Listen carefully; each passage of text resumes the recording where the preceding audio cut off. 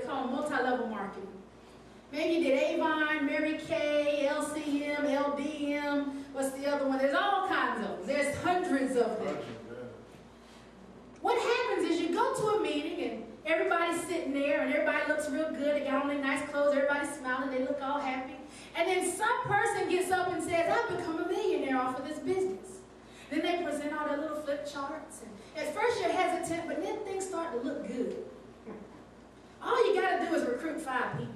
Oh, it just costs $199. And if you sell to mom and brother, you make your money back. Oh, it's so easy. You can advertise. When this technology is growing, this makeup is the best on the market. You get all these promises and you pay your money, and a year later you're like, oh, I'm out $199 or $599 or whatever it was. And you know better, but then when the next opportunity comes along, here we go again. Because somebody gets up and they're looking real good. I tried this and I tried that. Oh, but this one works. This is the golden child right here. This is the one. Empty promises.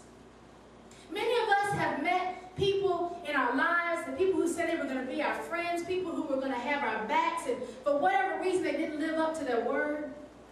You loaned somebody money, they said they were going to pay you back on Tuesday. Tuesday came and went, and then one day you ask them for the money and you say, or they say, well, I didn't say which Tuesday. Or I just don't have it.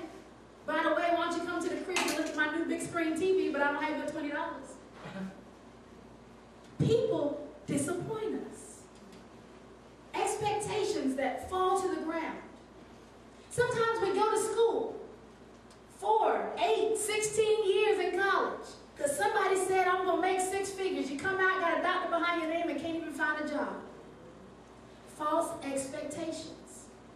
It's because of those experiences that sometimes, though we know the Word of God, we don't expect Him to do what He said He would do. And we're scared to say, God, I really don't believe you. I know you're God.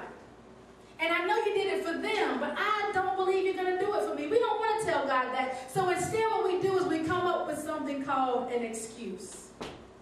Well, God, I don't have enough money to start that ministry. Lord, I don't have a Bible degree.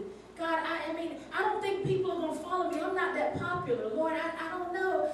God, I've still got this one problem over here. I still like that girl even though I'm not going out with her. I still like that guy even though I'm not going. God, it's just so many issues. God, I can't be a preacher. I don't have clothes nice enough to be a preacher. Lord, I can't start a church. My husband won't agree or my wife won't agree. We have all these excuses, but what it really means is, God, I just don't believe that you can do for me what you did for everybody else. Excuses. And what God wants to remind us of today is that He called you on purpose. Thank you. You're not an accident. God didn't say, well, I'm going to be like the NBA draft. I wanted this one and this one, but they're already gone, so I guess I'll take you. That's not how God operates. He can have whoever He wants. So if He can have whoever He wants, and He says, okay, I want you, you shouldn't be saying, who you talking about, God? You talking about me? We treat God like He's slow, like He's hard of hearing, like He's blind and retarded. God, are you sure? Lord, let me remind you of all the mistakes that I've made. Let me remind you, God, of all the credentials that I don't have. Let me remind you, God, that I'm scared. And God is just shaking His head. I made you. Hello?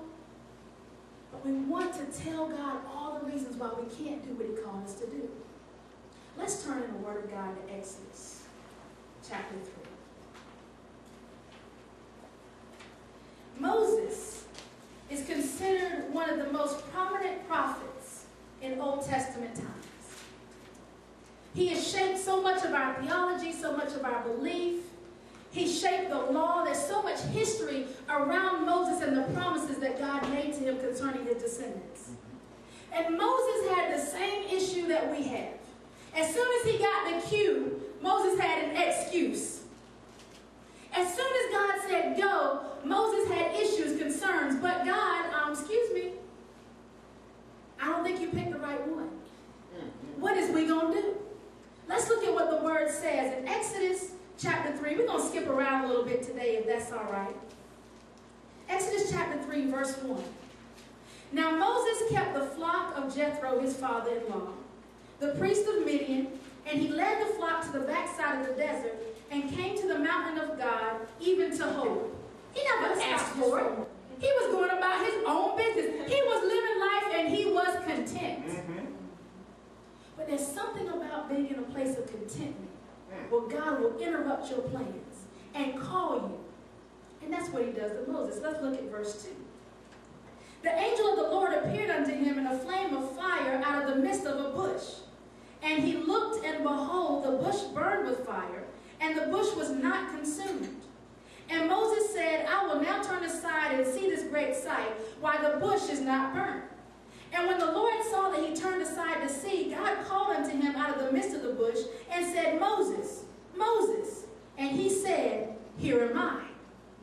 Isn't it funny how when we're content with going on about our business, God will do something supernatural to get our attention? Here is the first hint that you were called and called on purpose.